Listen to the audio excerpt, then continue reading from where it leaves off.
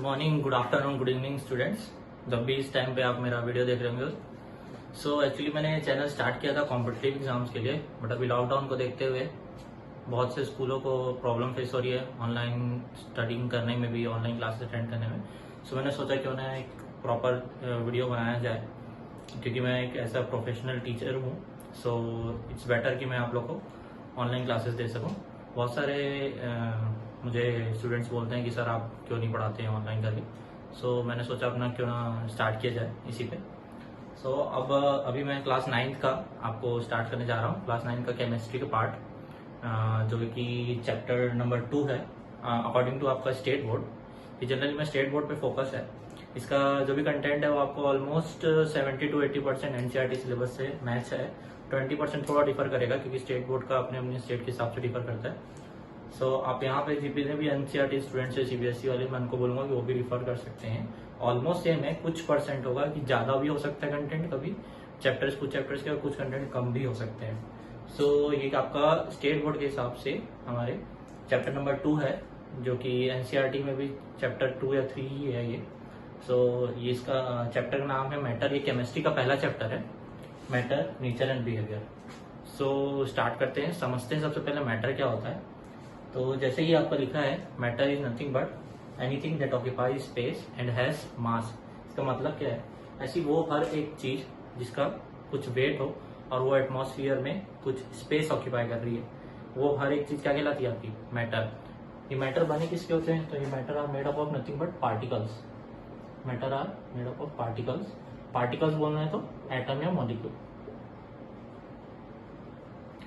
जैसे मैं अभी ये पेन पकड़ा हूँ आपके सामने, ये भी क्या है? इसका कुछ एक वेट है और ये एटमॉस्फेयर में स्पेस ऑक्यूपाई कर रहा है। ये क्या है? एक तरह का मैटर है। इसके अंदर जो इंक डली हुई है, मार्कर की इंक, वो भी क्या है? एक तरह की मैटर ही है। और आप जो मुझे देख रहे हैं अभी बैठ के अपने रूम में, आपके रूम में आसपास सराउंडिंग में जितनी भी चीजें आपको दिख रही है, सब क्या है? फॉर्म्स ऑफ मैटर है। तो जनरली फॉर्म्स ऑफ मैटर बोलना चाहिए, या फिर उसको बोल सकते हैं face of matter, face, state of matter. तो मैटर के कितने स्टेट होते हैं? तो देखेंगे तो वैसे तो 5 स्टेट्स होते हैं, पर आपको उतने पढ़ने नहीं। आपको बेसिकली 3 स्टेट ध्यान रखना है, जो कि है सॉलिड, लिक्विड और गैस। और एक स्टेट और होता है प्लाज्मा। और 5th जो स्टेट है वो एक मैन मेड स्टेट है, जिसको बोलते हैं बोहर आइंस्टाइन कंडेंसेट। आपको उतना डिटेल में नहीं पढ़ना है, बट हाँ, मैं प्लाज्मा और बोहर आइंस्टाइन कंडेंसेट के बारे में आपको थोड़ा एक आइडिया दे दूंगा कि वो स्टेट क्या है। मेनली आपको किस पे फोकस करना है, वो है आपका सॉलिड, लिक्विड और गैसियस स्टेट। इसके बारे में डिफरेंस देखते हैं, डिफरेंस के रूप में समझते हैं इसको अच्छे से। उससे पहले एक एग्जांपल से आपको समझाता हूँ कि आप लोग मैटर को कैसे रियलाइज कर सकते हैं कि मैटर वहाँ प्रेजेंट है कि नहीं है। तो एक सिंपल सा एग्जांपल लेते हैं। एक बीकर लीजिए, या आप लोग घर में खुद एक्सपेरिमेंट करके देख सकते हैं। एक कंटेनर लीजिए, उसको वाटर से फिल कर दीजिए। ये चीज आप सब लोगों ने नोटिस की होगी बचपन में। एक एम्प्टी ग्लास लो और उसको क्या करो, आप इन्वर्टेड या वाटर पे रख दो ग्लास को। जब आप इन्वर्टेड आप वाटर को रखते हो, सॉरी ग्लास को रखते हो वाटर के ऊपर, तो आप एक चीज नोटिस करते होंगे कि वाटर इसके अंदर एंटर नहीं कर पाता। वाटर इसके अंदर एंटर नहीं कर पाता। क्यों? क्या रीजन है? But at the same time जब आप यहाँ पे टॉर्च मारते हो तो आप देखते हो कि लाइट एंटर कर जाती है। तो इसे क्या समझ आ रहा है सर, कि वाटर इसके अंदर एंटर क्यों नहीं कर पा रहा है? इतना आइडिया तो सबको होगा कि सर हाँ, यहाँ पे एयर है, तो एयर क्या कर रही है? उस वाटर को एंटर करने से रोक रही है। क्यों? क्योंकि एयर क्या है बेटा? एयर भी एक तरह का मैटर का फॉर्म है। और अगर मैटर है एयर, तो उसका खुद स्पेस ऑक्यूपाई करेगी, प्लस उसके पास खुद का मास होगा। तो एयर क्या कर रही है? यहाँ की स्पेस को ऑक्यूपाई करके रखी है, इसलिए वो दूसरे मैटर को एंटर करने नहीं दे रही है। बट लाइट एंटर कर जा रही है, तो इससे क्या कह सकते हो आप कि लाइट क्या है? मैटर नहीं है। लाइट को कोई स्पेस की जरूरत नहीं है, उसका कुछ मास भी नहीं होता। तो इट्स अ नॉन मैटर।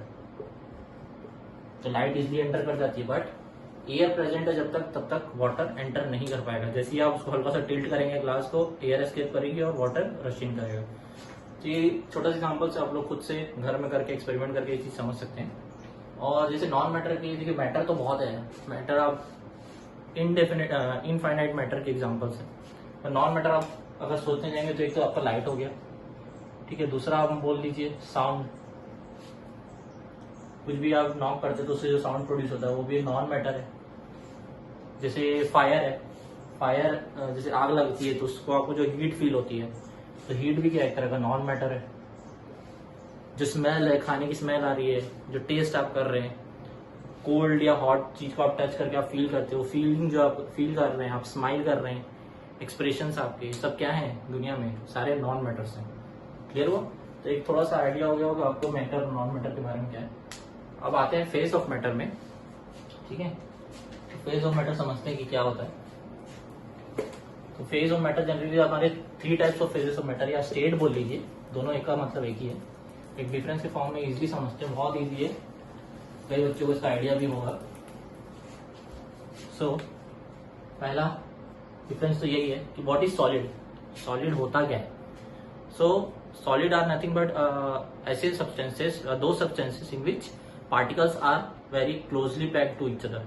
मतलब पार्टिकल्स बोल रहा हूँ यहाँ पे, मतलब आप सीधा समझेंगे एटम्स या मॉलिक्यूल्स की बात कर रहा हूँ। तो जो भी अगर एक सॉलिड सब्सटेंस है उसमें क्या होता है, जितने भी आपके पार्टिकल्स है देखिए या एटम्स है, ये आपस में क्या है, एकदम क्लोजली पैक्ड होते हैं।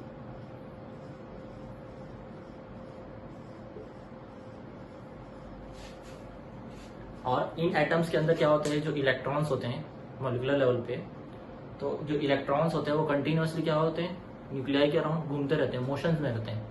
और मोशन में होने की वजह से क्या करते हैं, एटम्स वाइब्रेट करते हैं।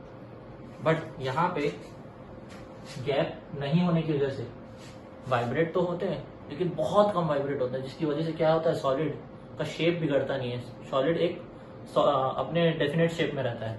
बट यही चीज लिक्विड में क्या होती है, जैसे आप लिक्विड में मूव करते हैं थोड़ा सा गैप आपका बिटवीन पार्टिकल बढ़ने लग जाता है। और इन गैप की वजह से क्या है कि जब एटम्स अपने वाइब्रेट करते हैं, मोशन में होते हैं, तो क्या होते हैं, लिक्विड डिस्प्लेस होना चालू होता है। डिस्प्लेस यानी आपके जो मॉलिक्यूलर एटम्स है वो क्या करते हैं, एक दूसरे में एनर्जी ट्रांसफर। देखिए वाइब्रेट हो रहा है तो क्या करेगा, ये एनर्जी ट्रांसफर करना चाहेगा, बट क्लोजली पैक्ड होने की वजह से वो मोशन में नहीं ला पाता। सो यहाँ पे काइनेटिक एनर्जी क्या होती है आपकी, बहुत कम, ना के बराबर ट्रांसफर होती है, a very less amount of kinetic energy. But यहाँ पे इनकी मच मोर काइनेटिक एनर्जी होती है कंपेरेटिवली सॉलिड के। ऐसे ही आप गैस में मूव करेंगे तो यहाँ पार्टिकल्स वेरी फार डिस्टेंट रहते हैं, बहुत ही लूजली पैक्ड रहते हैं। यहाँ पे क्या होता है, फिर उसी वजह से high amount of kinetic energy आपको यहाँ पे देखने को मिलती है। दूसरा, जैसे मैंने कहा क्लोजली पैक्ड है सॉलिड, सारे एटम्स पार्टिकल्स आपस में क्या है, क्लोजली पैक्ड है, तो इसकी शेप कैसे होगा, सॉलिड का एक तरह का डेफिनेट शेप होता है, definite shape, mass and volume, definite shape, mass and volume होता है सॉलिड में। बट यहाँ पे लिक्विड के केस में क्या हो जाता है, ये इनडेफिनेट शेप होता है। इनडेफिनेट शेप का मतलब जैसे आप कोई कंटेनर लिए, कंटेनर में उस लिक्विड को डाल दीजिए तो क्या करेगा, लिक्विड उसका शेप ऑक्यूपाई कर लेगा। बट सॉलिड ऐसा करेगा क्या, नहीं, सॉलिड का जो फॉर्म है वो उसी फॉर्म में रहेगा, वो अपना फॉर्म चेंज नहीं करना चाहेगा। बट इनडेफिनेट लिक्विड क्या करते हैं, जिस कंटेनर में आप उसको डालेंगे वो उसका शेप एक्वायर कर लेगा। सिमिलरली विद गैस, ये भी कैसे है आपके इनडेफिनेट शेप में है। क्लियर है? यहाँ पे वेरी लेस काइनेटिक एनर्जी होती है, इनकी क्या है, मोर काइनेटिक एनर्जी, और इसकी हाई काइनेटिक एनर्जी।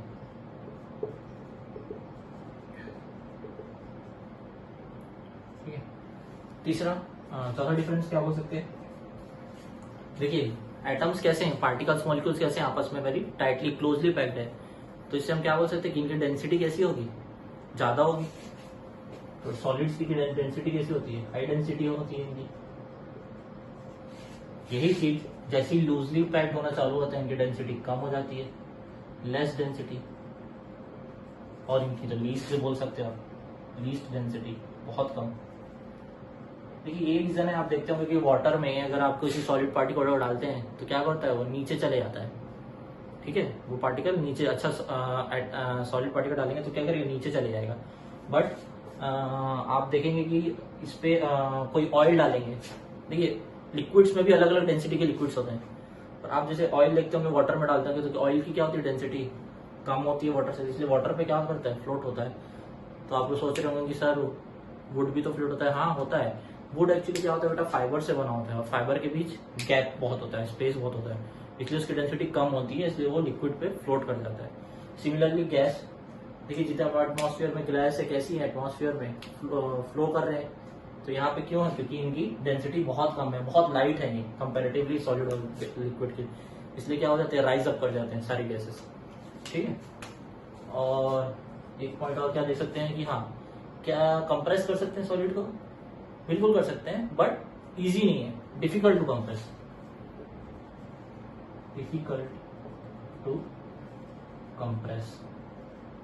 सिमिलरली यहाँ पे भी लिक्विड को भी इजिली आप कंप्रेस नहीं कर सकते। कंप्रेस करना बेटा मतलब जैसे सब्सटेंस है, सॉलिड है, इसको मैं से दबा रहा हूँ, तो मैं जैसे प्रेस कर रहा हूँ तो उसका शेप चेंज हो रहा है क्या, नहीं हो रहा है, पर हाँ ज्यादा एक टाइम के बाद फोर्स में भी हो सकता है कि ब्रोक हो जाए या बैंड कर जाए, कोई भी रीजन है, तो इजिली कंप्रेसिबल नहीं है। सिमिलरली लिक्विड पे देख लीजिए आप, जैसे वाटर बॉटल है आपके पास 1 लीटर की, उसमें आप पानी भर देते हैं, तो उस पर आप क्या है कि पानी को और से प्रेस करके दबा के और भर सकते हैं क्या, नहीं भर पाएंगे, अनटिल अनलेस वाटर बॉटल का शेप ना चेंज हो। बॉटल अगर फ्लेक्सिबल है, शेप चेंज हो गया, तो ऐसा हो सकता है कि जैसे बलून है, बलून में क्या है, फ्लेक्सिबल है, सॉलिड है लेकिन फ्लेक्सिबल है, उसमें क्या पानी आप भरेंगे तो जितना स्ट्रेचिंग प्रॉपर्टी है, एबिलिटी है, वहां से स्ट्रेच करेगा तब तक उसकी चेंज होती जाएगी शेप, बट एक टाइम बाद वो भी ब्लास्ट कर जाएगा। सो वैसे ही आप बॉटल देखिए, जैसे एकदम सॉलिड बॉटल है, उसमें आप पानी को डाल दो, उसको कंप्रेस करके और पानी डाल दो, नहीं पॉसिबल नहीं, हो सकता है बट डिफिकल्ट है, बट यहाँ पे कंप्रेसिबल है। अब इसको भी समझते हैं गैस कैसे कंप्रेसिबल है। देखिए एक चीज मैंने क्या कहा था सबसे पहले डिफरेंस इसका, कि यहाँ पे एटॉमिक जो एटम्स और पार्टिकल्स का क्या है, गैप है, यहाँ पे बहुत लूजली पैक्ड एटम्स, जब उसको कंप्रेस करते हैं, फोर्स लगाते हैं, तो क्या होते हैं, ये एटम्स पास आने लग जाते हैं, तो पास आने लग जाते हैं तो क्या हो जाता है, ये स्पेस जो था, ये गैप बच जाता है, ये एटम्स के और पास आ गया, तो ये जो गैप बच गया तो ये गैप और कम हो जाता है। समझ आया थोड़ा, मतलब कि जैसे एक कंटेनर है, उसमें इतना कुछ गैस भरा है, गैस है ना, लिक्विड नहीं, उसको कंप्रेस किया तो क्या हुआ, एटम्स मॉलिक्यूल सारे पास आने लग गए, तो ये जो लेवल था उसका अब नेक्स्ट टाइम क्या हो गया, ये लेवल पे आ गया, कंप्रेस हो गया, क्योंकि जैसी स्पेसिंग कम हुई, स्पेस ज्यादा मिल गई और ये क्लोज आने लग गए, पैक्ड आने लगे, तो जो इतना स्पेस कवर कर रहे थे गैस में एटम मॉलिक्यूल्स, वो पास आ गए, तो स्पेस ज्यादा मिल गया, क्यों, क्योंकि वो कंप्रेस हो गए। क्लियर है, तो ये था आपका बेसिक डिफरेंस, इतना ही है, मोर देन इनफ है, इतना आप लोग याद कर लीजिए क्या होता है सॉलिड, लिक्विड, गैस। बार बार पॉज कीजिए, दोबारा देखिए, आपको अगर समझ नहीं आ रहा है एक बार में तो इजिली आपको समझ आएगा, बहुत इजिली डेफिनेशन में मैंने आपको बताया है। अब आते हैं, मूव ऑन करते हैं प्लाज्मा स्टेट में।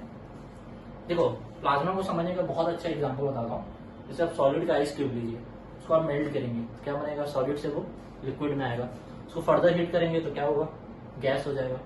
अब फर्दर हीट करोगे उसको आप, मान के चलो ये ऑलरेडी गैस बन चुका है,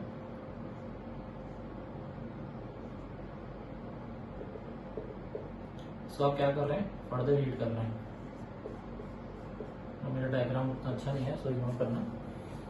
सो इस पे क्या है कि फर्दर आप हीट कर रहे हैं तो क्या हो रहा है, गैस फॉर्म में ऑलरेडी आ चुका है, आप उसको और हीट कर रहे हैं, और हीट कर रहे हैं, और एक सफिशिएंट कॉर या लीड से उसको माउथ को क्लोज करते हैं और हीट करते जा रहे, हीट करते जा रहे गैस को, तो क्या होगा, उसका टेम्परेचर गैस का बढ़ते जाएगा, बढ़ते जाएगा, बढ़ते जाएगा, अराउंड मतलब 5000 से 7000 डिग्री तक आपको इसको हीट करना है। इस टेम्परेचर पे क्या होगा पता है आपको, जो गैसेस होंगी ना वो टोटली आयोनाइज हो जाएंगी। आयोनाइज का मतलब जो आपका एटम्स होता है उसके अराउंड में आपके इलेक्ट्रॉन्स होते हैं बेटा, और इलेक्ट्रॉन्स कैसे हैं, कंटिन्यूअसली मोशन में होते हैं इस न्यूक्लियाई के अराउंड। तो इतने हाई डिग्री टेम्परेचर पे क्या होता है, ये इनको इतनी ज्यादा, इतनी highest amount of kinetic energy मिल जाती है कि इलेक्ट्रॉन्स क्या करते हैं, बाहर आ जाते हैं, बाहर आके फ्रीली रोम करने लग जाते हैं, और यहाँ पे अंदर में क्या बचता है, सिर्फ न्यूक्लियर बचता है। और देखो अगर आपको पता होगा इलेक्ट्रिक करंट का क्या है मेथड, इलेक्ट्रिक करंट का प्रोसेस क्या होता है कि करंट तभी फ्लो करता है जब उसको फ्री चार्ज इलेक्ट्रॉन प्रोवाइड हो, यहाँ पे इजिली चार्जेस, हाई चार्ज यहाँ पे इजिली उनको प्रोवाइड हो जाता है। और मान के चलिए यहाँ पे अगर थोड़ा सा स्पार्क आएगा तो क्या होगा, एकदम फ्लैश, बहुत हाई इलेक्ट्रिसिटी प्रोड्यूस हो जाएगी, ठीक है, हल्का सा भी फ्लैश इनको मिलेगा तो बहुत high amount of electric produce हो जाती है। तो यही स्टेट जो आपका, ये स्टेट जो अचीव हुआ जब गैसेस एकदम आयोनाइज हो गई, इलेक्ट्रॉन्स फ्रीली मूव करने लगे, ये स्टेट क्या कहलाता है आपका, प्लाज्मा स्टेट कहलाता है। जैसे एग्जांपल में आपको प्लाज्मा के क्या है, आपकी जो बिजली कड़कती है, थंडरबोल्ट, और जितने भी सन हैं, सॉरी सन बोलता हूँ, जितने भी स्टार्स हैं, इवन सन सब क्या है, प्लाज्मा फॉर्म में।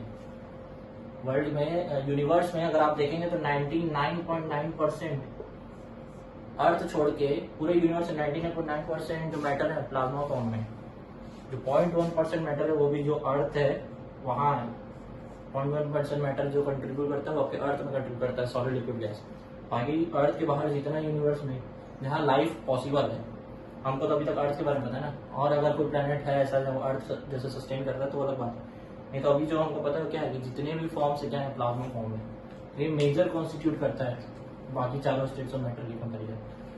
ठीक है, तो इतना आपको क्लियर हो गया होगा, नोट कर लेंगे पॉज करके। तो ये देखते हैं यहाँ पे एक मैंने फिफ्थ स्टेट ऑफ मैटर आपको कहा था, इसका नाम होता है बोहर आइंस्टाइन कंडेंसेट। आपको उतना नहीं पढ़ना पर अपने जनरल नॉलेज के लिए मैं बता देता हूँ क्या होता है Bohr Einstein condensate. Bohr Einstein condensate, ये चारों स्टेट ऑफ मैटर कैसे हैं आपके, natural occurring state of matter है। बट ये क्या है आपका, ये मैन मेड मैटर है आपका। ये एक्चुअली 1995 में दो साइंटिस्ट है, कार्ल वाइमन और एक और था, मुझे उनका नाम नहीं याद था। ये दो साइंटिस्ट ने क्या किया था, एक लैब में एक एक्सपेरिमेंट किया था एक एलिमेंट को लेके, जिसका नाम था रूबिडियम। पीरियोडिक टेबल में आप लोग पढ़ेंगे। तो रूबिडियम एलिमेंट में उन्होंने क्या एक्सपेरिमेंट किया कि बेटा लेजर और मैग्नेट की हेल्प से क्या किया उन्होंने, इस रूबिडियम को इसका टेम्परेचर डाउन करना स्टार्ट किया। कहाँ तक, एब्सोल्यूट जीरो टेम्परेचर तक।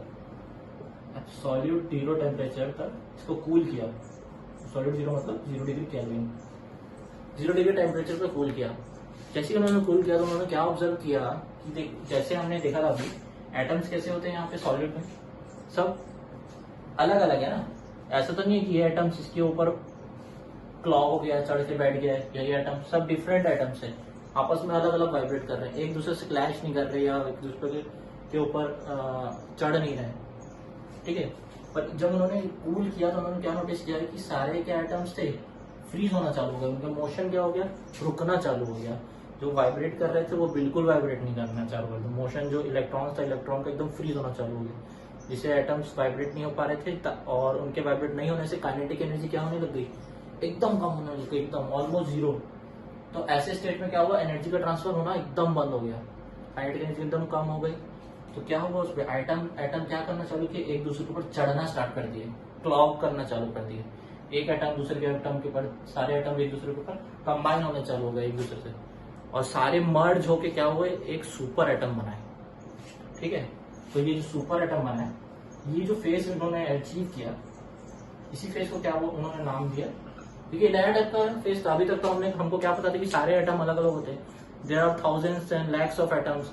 कोई भी एक स्मॉल जैसे कोई भी एक सब्सटेंस है उसके अंदर इनफाइनाइट नंबर ऑफ एटम्स है। कोई जैसे कंडक्टर ले लो इलेक्ट्रिसिटी की लैंग्वेज में, तो कंडक्टर में थाउजेंड्स ऑफ एटम्स है, और वहां पे यहाँ पे क्या देखा गया कि सारे आइटम्स क्या हो गए, आपस में क्लॉक होने लग गए, और क्लॉक होने लग गए और सारे मिल के क्या एक सिंगल एटम बने, सुपर एटम जिनका उन्होंने नाम दिया।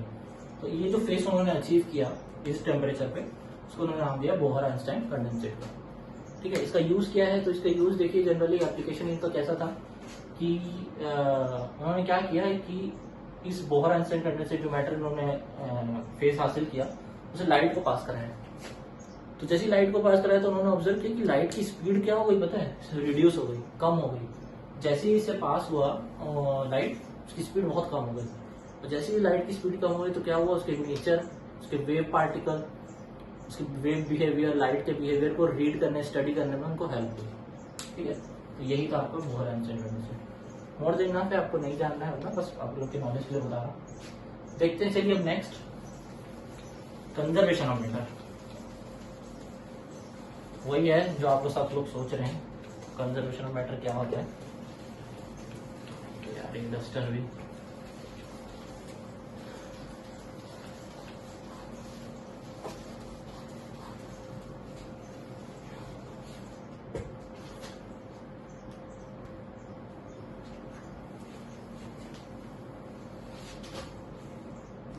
Conservation of matter.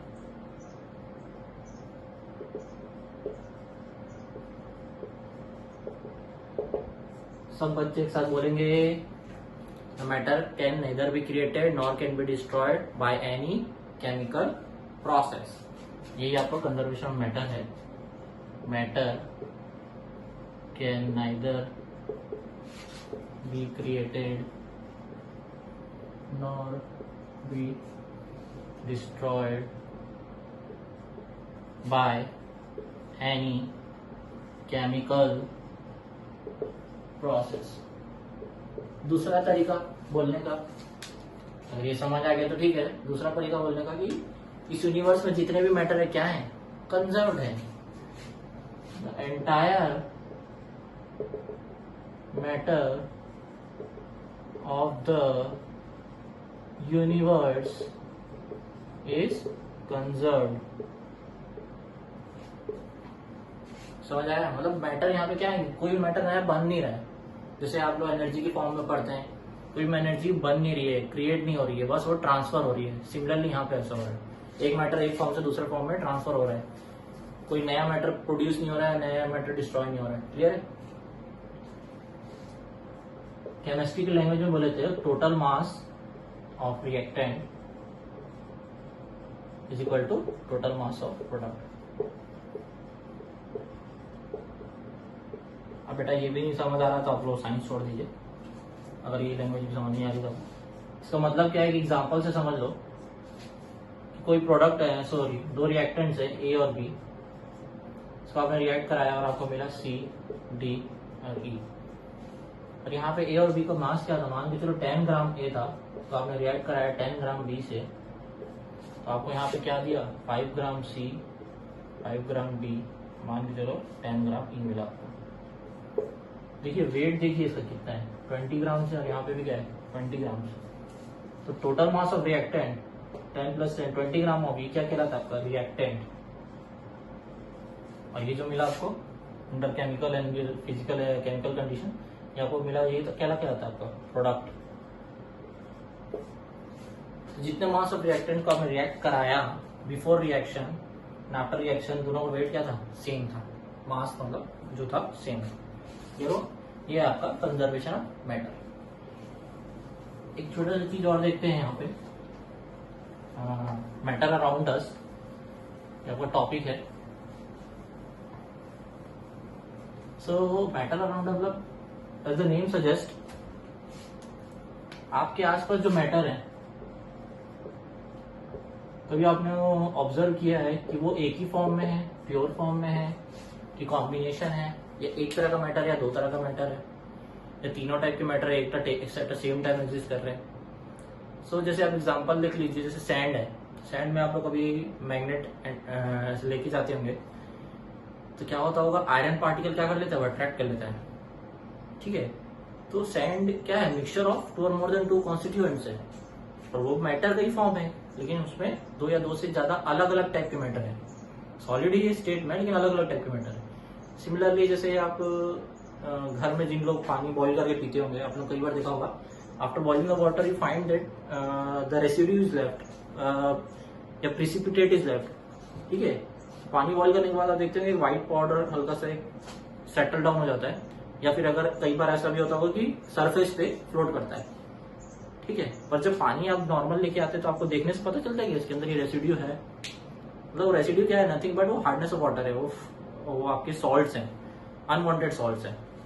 ठीक है, तो जब आप वाटर को इवोपोरेट करते हैं तो क्या करते हैं, उसकी डेंसिटी को कम करते हैं, उसकी डेंसिटी लाइट होती जाती है, कम होती जाती है, और जितने हैवी पार्टिकल्स रह जाते हैं वो क्या हो जाते हैं, वहां पे फ्लोट करने लगते हैं। पानी की हीट करके आप उसकी डेंसिटी कम कर रहे हैं, और उसके अंदर जो डिजॉल्व सॉल्ट है उनकी डेंसिटी ज्यादा है, इसलिए वो क्या करते हैं, नीचे बैठ जाते हैं, या फिर अगर उनकी डेंसिटी वाटर से कम है तो फ्लोट कर जाते हैं। उसको रेसिड्यू क्या है, एक तरह से इम्प्योरिटी है आपके वाटर की, उसको आप रिमूव करते हैं बाद में।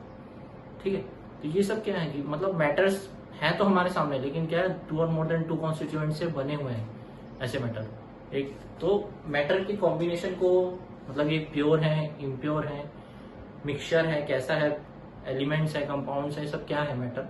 सो ये सब हम आगे देखेंगे। एक डे टू डे लाइफ में आपको और एग्जांपल जैसे आप लोगों को बताता हूँ बहुत अच्छे से, फिर आप लोग समझ लीजिएगा। जैसे कोल्ड ड्रिंक आप लोग हर कोई पीते होंगे, तो कोल्ड ड्रिंक में कभी आपने नोटिस किया कि मतलब देखने से आप बता पाएंगे कोल्ड ड्रिंक में कि वो कौन से स्टेट से, मतलब उसमें कितने कॉन्स्टिट्यूएंट मिले हैं कि क्या है, नहीं बता पाते, देख के तो आप नहीं बता पाएंगे, बट वो किसका कॉन्स्टिट्यूएंट है, कॉन्स्टिट्यूएंट मतलब किससे बना हुआ है, ठीक है।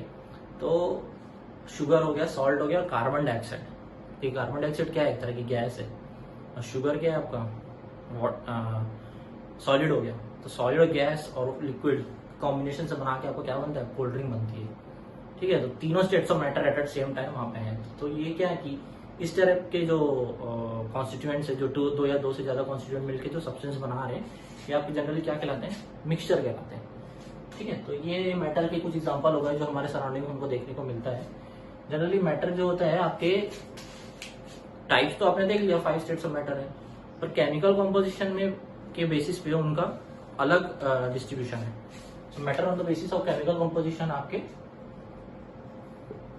Matter on the basis of chemical constituent बोलो, कॉम्पोजिशन में केमिकल कॉन्स्टिट्यूएंट्स, ये आपके दो टाइप के मैटर होते हैं। एक हो गया आपका प्योर सब्सटेंस और दूसरा हो गया आपका इम्प्योर सब्सटेंस। इसी को आप लोग मिक्सचर भी बोलते हैं।